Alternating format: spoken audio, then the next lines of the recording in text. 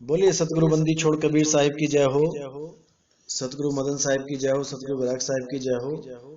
सभी संतों की जय हो। सभी भक्तों की जय हो। सकल अंश को बंदगी साहिब बंदगी सतनाम। तो आज जो हमारा विषय होगा वो सवाल जवाब पे ही है, क्योंकि बहुत से सवाल आते हैं लोगों के जिसका जवाब जल्दी ना मिलने के कारण लोग विचलित हो जाते हैं। तो इन लॉकडाउन के सत्संग में धीरे धीरे सारे सवालों के जवाब मिलते रहेंगे लोगों को, तो काफी उनको मदद मिलेगी। तो आज का जो सवाल है, 5-6 सवाल हैं।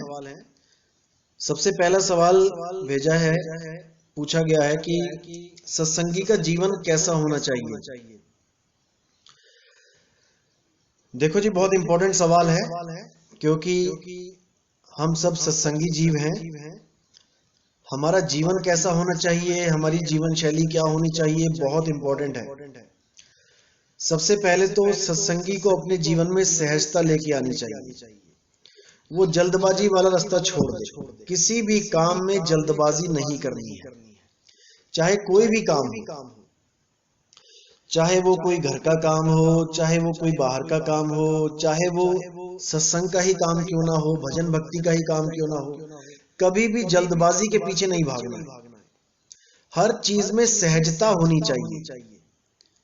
सहजता होगी तो मन में एक ठहराव आएगा, आपके जीवन में एक ठहराव आएगा। जब ठहराव आएगा तभी आप उस गहराई तक पहुंच पाओगे जहां तक संत महात्मा आप लोगों को पहुंचाना चाहते हैं। क्योंकि याद रखना, चलते हुए पानी में कभी शक्ल नहीं दिखाई देती। वो पानी ठहरेगा तब ही आप उसमें अपना दरस पाओगे, अपनी शक्ल देख पाओगे। इसलिए ठहराव बहुत जरूरी है। हर सत्संगी के जीवन में संयम बहुत जरूरी है। कोई भी आपको कुछ ऐसा बोल दे, कोई गलत बोल दे, कुछ ऐसा शब्द बोल दे जो आपके दिल को लग जाए, आप एकदम जवाब उसका मत दो। एकदम रिटर्न में उसको कोई गिफ्ट मत दो, क्योंकि वो रिटर्न में दिया हुआ गिफ्ट जहर ही होगा। अगर जल्दबाजी में दोगे तो वो अमृत नहीं हो सकता। इसीलिए साहिब ने बोला, आवत गारी एक है और पलटत होए अनेक, कहें कबीर मत पलटिए वो रही एक की एक। अगर कोई आपको गलत बोल भी देता है तो उसको थोड़ा सा सहना सीखो। किसी ने आपके बारे में कोई गलत अफवाह उड़ा दी, कुछ आपको गाली दे दी, कुछ बुरा भला कह दिया, कहने दो। शांत होके, सहज होके इंतजार करो सही समय का। जब सही समय आएगा तो अपने आप ही नीर शीर का निवेड़ा हो जाएगा, अपने आप ही असलियत सामने आ जाएगी। किसी के कहने से आपका कुछ बिगड़ नहीं गया, आपका कुछ नहीं नुकसान होने वाला किसी के कहने पे। अगर किसी ने 2 बातें आपको सुना भी दी, आप शांत रहो। हफ्ते 10 दिन के बाद उसे खुद अपनी गलती का पछतावा होगा और माफी मांगने आएगा। विश्वास करके देखना, अगर आपकी गलती नहीं है तो सहजता बहुत जरूरी है हमारे जीवन में। इन्हीं छोटी छोटी चीजों की वजह से लोगों को समझ में आएगा कि भाई ये आदमी सहज है, इसको कुछ प्राप्ति हो रही है, या ये कोई चीज प्राप्त करने की कोशिश कर रहा है। तभी ये आलतू फालतू बातों में ध्यान नहीं दे रहा है, तभी ये दुनियादारी से कट ऑफ हो रहा है, तभी इसको कोई दुनियावी कोई चीज इसको विचलित नहीं कर पा रही है, क्योंकि ये दुनियावी इस खेल को समझ चुका है कि कुछ नहीं मिलने वाला इस दुनिया से। जितना मर्जी जोर लगा लो, इस दुनिया से किसी को ना तो आज तक कुछ मिला है और ना ही मिलेगा। जो असली संयम है, जो असली ठहराव है जीवन में, वो आपके अंदर है। बाहर से आज तक किसी को संतुष्टि नहीं मिली।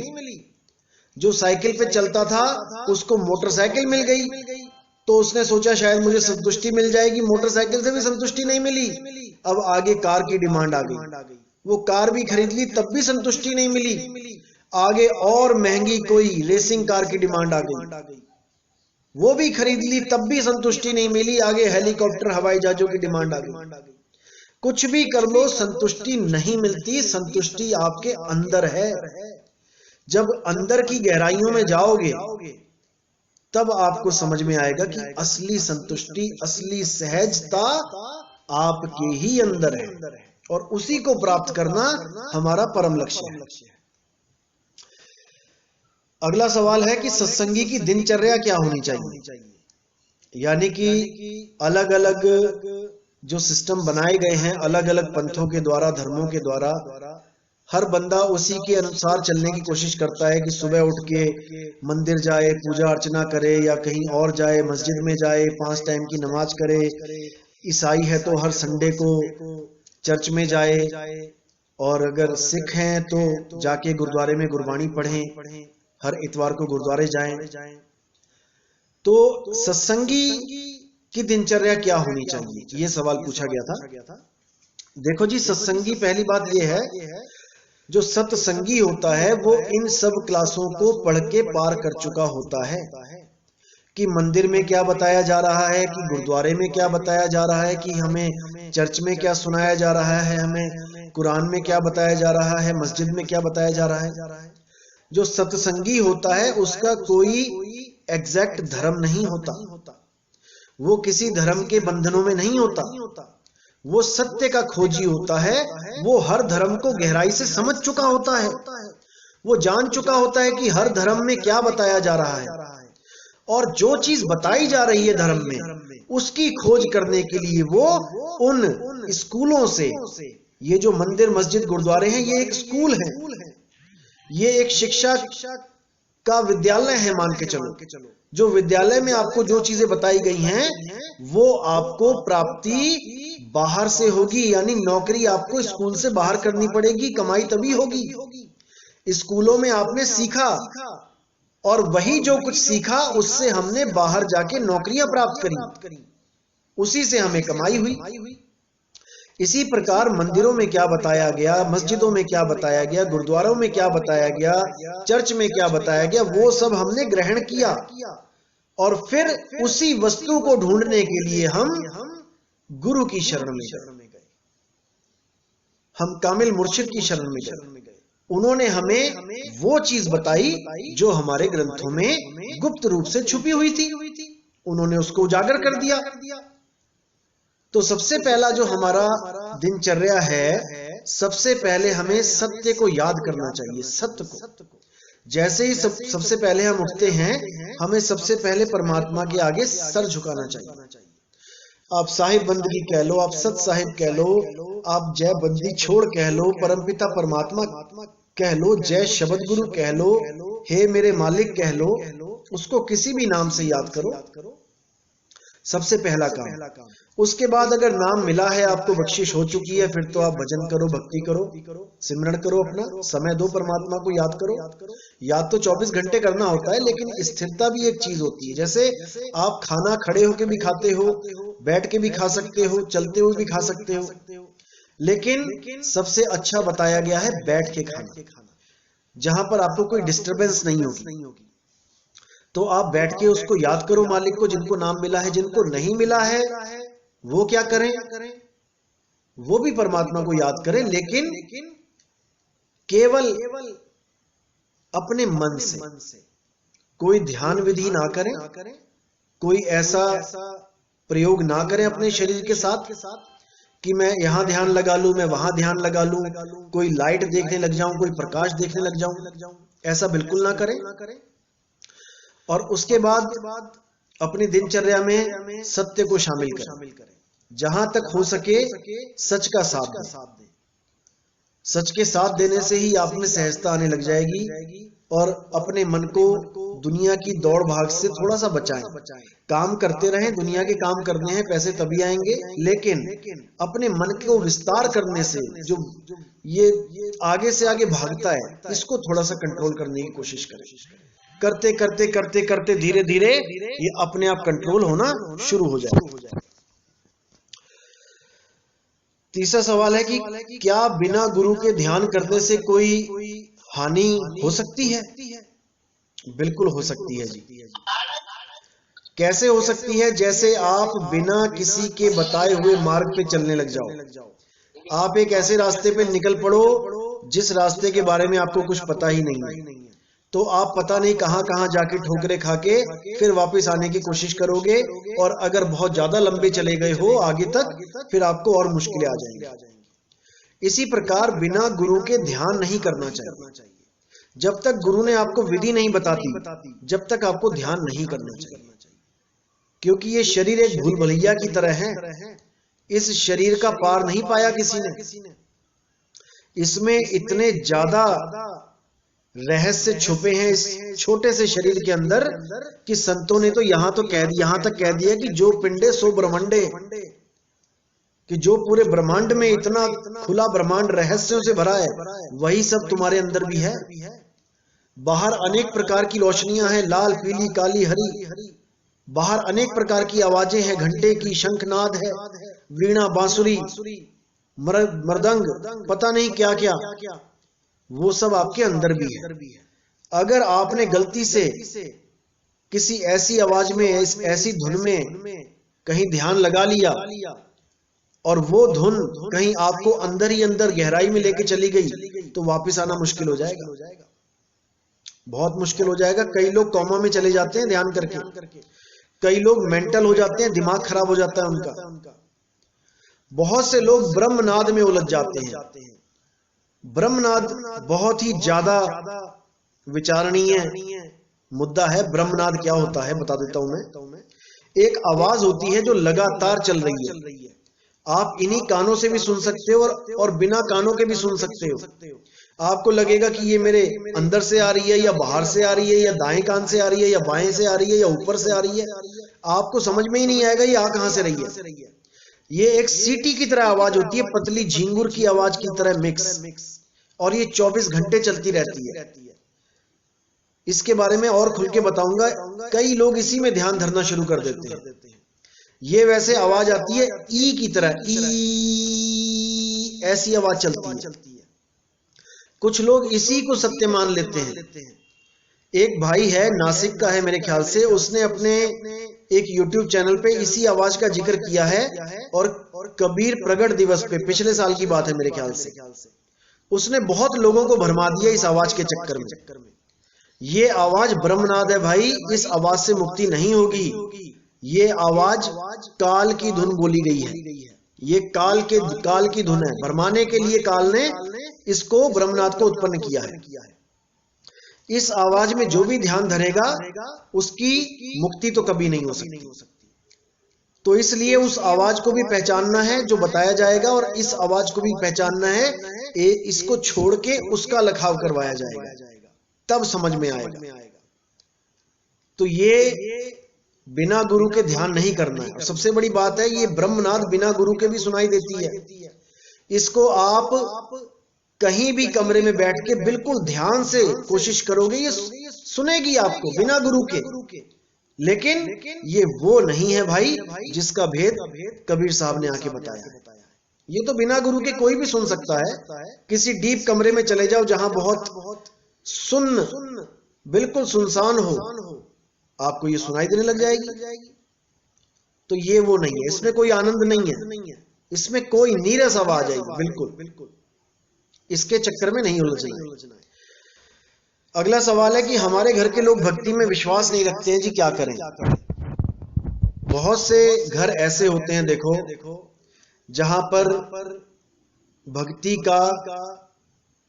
भक्ति की ABCD भी नहीं पता होती।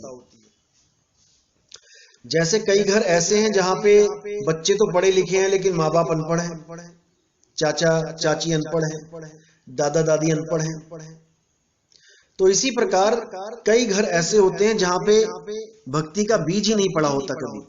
ना तो उनके कभी दादा दादी ने भक्ति करी, ना कभी माता पिता ने भक्ति करी। आज कोई लड़का या लड़की भक्ति करना चाहता है तो उसमें भी वो अड़चन डालते हैं कि नहीं, जो हम कर रहे हैं वही काम करो। जो हमने आज तक किया है वही काम करो, तुम कुछ अलग से मत करो, वरना हमारे घर में कोई दैवीय शक्ति है, कुछ हमें ऐसा कुछ परेशान ना करने लग जाए, कोई पितरी हमें कोई परेशान ना करने लग जाए। ऐसा बहुत घरों में होता है। इसमें क्या करना चाहिए? देखो, ये आपके संस्कार आपके साथ हैं जो आप सत्संग को समझ रहे हो। आप सत्संग को समझते रहो, आप किसी के साथ बहस मत करो। किसी की सास है, वो चाहती है मेरी बहू पूजा करे, ये कहां सत्संग के चक्कर में पड़ गई है, तो आप अपनी सास के साथ पूजा में खड़े हो सकते हो। आपके हृदय के भाव देखे जाएंगे कि आप ये पूजा अपने मन से कर रहे हो या किसी के कहने पे कर रहे हो या किसी को खुश रखने के लिए कर रहे हो। हम कभी नहीं चाहते कि आपके घर में कोई झगड़ा हो, कोई ऐसा कुछ हो। आप अपना ज्ञान अपने तक सीमित रखो। जो उसको नहीं समझना चाहता, आप बिल्कुल भी उसको समझाने की कोशिश मत करो, क्योंकि ये किसी के समझाने से नहीं समझ में आता, ये परमात्मा की दया होती है, ये तभी समझ में आता है। आप उनके साथ पूजा में खड़े हो सकते हो, कोई दिक्कत नहीं है। आप किसी मंदिर में जा सकते हो, लेकिन आपके दिल में क्या है वो आप जानते हो, आपका परमात्मा जानता है। सद्भाव में रहना है, परमात्मा को याद रखना है। कोई कहता है कि इस फोटो की माथा टेको, तो आपने आंखें बंद करके अपने परमात्मा को याद करना है और माथा टेक देना है। उसमें आपके भाव देखे जाएंगे। किसी को नहीं पता चला कि आपके क्या भाव हैं, लेकिन आप और आपका मालिक जानता है। तो किसी से बहस नहीं करनी घर में। भक्ति का माहौल तभी बनता है जब किसी के साथ झगड़ा ना हो, शांति से रहो। जो कोई कर रहा है उसको करने दो। अगर कोई मूर्ति पूजा भी करता है तो आप उसमें अड़चन ना बनो। आपने एक बार बताया, 2 बार समझाया, बस नहीं कोई समझता, ठीक है, उसको वो एक क्लास पढ़ रहा है, वो अपनी एक कक्षा को पार करना चाहता है, वो उसकी पढ़ाई कर रहा है। धीरे धीरे धीरे धीरे वो उस कक्षा को पार करेगा, परमात्मा की दया होगी, वो भी एक दिन सत्य को जान लेगा। लेकिन जब तक वो सत्य को नहीं जानता, वो जो कर रहा है उसे करने दो, बीच में रुकावट मत बनो। जैसे कोई आपको नहीं रोकना चाहता, आप चाहते हो कि कोई मुझे ना रोके, आप भी किसी को जबरदस्ती मत रोको। जो कर रहा है उसको करने दो। अगला सवाल है कि परिवार वालों ने दूसरे धर्मों को ज्वाइन कर लिया है, अब हम क्या करें? यानी कि जैसे कोई हिंदू धर्म में है या कोई मुस्लिम धर्म में है या कोई ईसाई धर्म में है, तो जो बंदा सत्संग सुन रहा है वो तो यहाँ सत्संग में आना चाहता है, लेकिन उसके घर वाले कोई ईसाई बन गए, कोई मुस्लिम बन गए, या मुस्लिम है तो किसी ने और कुछ ज्वाइन कर लिया, तब क्या किया जाए? देखो जी, पहली बात तो ये है कि सब धर्म इंसानों ने बनाए हैं। हर धर्म यही कहता है कि परमात्मा सबसे बड़ा है, परमात्मा की पूजा करनी चाहिए, परमात्मा को प्राप्त करना चाहिए। इसलिए जो बंदा जहां जाना चाहता है उसको जाने दो, और आप सत्य को जान के सत्य के साथ जुड़ जाओ। जब मालिक की दया होगी तो उन लोगों को भी अपने आप सोझी आएगी और वो भी सत्य के साथ जुड़ने के लिए तैयार हो जाएंगे। लेकिन आपने, वही बात है कि किसी के साथ जबरदस्ती कोई बात नहीं करनी। जो जहां जाता है उसको जाने दो। ये हर जीव का ये मौलिक अधिकार है कि वो किसी भी धर्म को, किसी भी पंथ को, किसी भी संस्था को अपनी इच्छा से ज्वाइन कर सकता है, क्योंकि ये सारा खेल विश्वास का है। जिसको जहां विश्वास है उसके विश्वास को आप वहीं लगा रहने दो। एक बार बताओ, 2 बार बताओ, नहीं समझ में आता रहने दो। बताना हमारा फर्ज है इसलिए, लेकिन उसको खींच के लाना हमारा फर्ज नहीं है, बिल्कुल भी नहीं। अगला सवाल है कि हमें डर लगता है कि कोई हम पर जादू टोना ना कर दे, तो हमें क्या करना चाहिए? देखो जी, बहुत ज्यादा सवाल आते हैं, ये बहुत ज्यादा। सबसे बड़ी बात क्या है कि मन के हारे हार है, मन के जीते जीत। ये जितने भी खेल चल रहे हैं जादू टोने के, या कोई कुछ भी काला जादू कह लो, या कोई वुडू जादू कह लो, या कोई अघोरियों के द्वारा जो तांत्रिक क्रियाएं होती हैं, ये सब मन का खेल है। ये भरम भूत सकल जग खाया, ये भूत नाम का जो भरम है इसने सारी दुनिया को खा लिया। अगर ऐसे भूत यहाँ पे होते तो इस दुनिया पे आज भूतों का राज होता। इस दुनिया पे केवल भूत राज करते, इंसान ना राज कर पाता। ये सारा खेल मन का होता है। जिसका मन कमजोर हो जाता है उसके ऊपर हर चीज हावी हो जाती है। ये सारा खेल मन का है। अगर आप डरते हो तो आपको कुत्ता भी डराएगा, कुत्ता भी भगाएगा। अगर आप निडर हो तो देख लो, YouTube चैनल पे डाल के देख लो, शेर से भी लोग पंगा ले लेते हैं, उसके भी बाड़े में घुस के उसको पीछे धकेल रहे हैं। सारा खेल मन का है। मन को इतना दृढ़ कर लो कि इन चीजों से ऊपर उठ जाओ। आत्म शक्ति पे विश्वास करो, अपने आप को आत्मदेव जानो और बिल्कुल पूरा परमात्मा पे विश्वास करके सोचो कि मेरे पे कोई कुछ नहीं कर सकता। अगर ये सब ताकतें होती ना भाई, अब तक अमेरिका के राष्ट्रपति, जर्मनी के राष्ट्रपति, कोई सिंगापुर के राष्ट्रपति, ये सब इन जादू टोना करने वालों के कब्जे में होते। ये लोग इन पे राज कर रहे होते, इन देशों पे ये लोग जादू कर करके, वशीकरण कर करके ये सब आके पैर दबा रहे होते सारे राष्ट्रपति सारे दुनिया के इन जादू टोना करने वालों पे। तो अपने ऊपर विश्वास रखो, परमात्मा पे विश्वास रखो, आपका कोई कुछ नहीं बिगाड़ सकता। याद रखो, ये मन के कमजोर होने की निशानी है। इनका इलाज भी होता है। आप मानसिक रोगी के जो डॉक्टर होता है, मानसिक रोगियों को जो देखते हैं, उनके पास जाओगे तो 99% वो इसका इलाज कर देंगे। ये सब दिमाग की उपज है, मन की उपज है, सारा मन का खेल है। बहुत रेयर चांस होते हैं जब कोई ऐसा हो, वो भी केवल लेन देन का सौदा होता है, लेकिन 99% केवल मन का खेल है, भ्रम का खेल है। इससे बाहर निकल जाना और पूरा विश्वास करना है कि परमात्मा सबसे बड़ा है, परमात्मा से बड़ा कोई नहीं है। ये सब जितनी भी शक्तियां हैं ये सब उससे नीचे हैं। परमात्मा से जुड़ो और परमात्मा को अपने अंग संग महसूस करो। वो हमेशा आपके साथ है, हमेशा आपको बचाने के लिए बैठा है।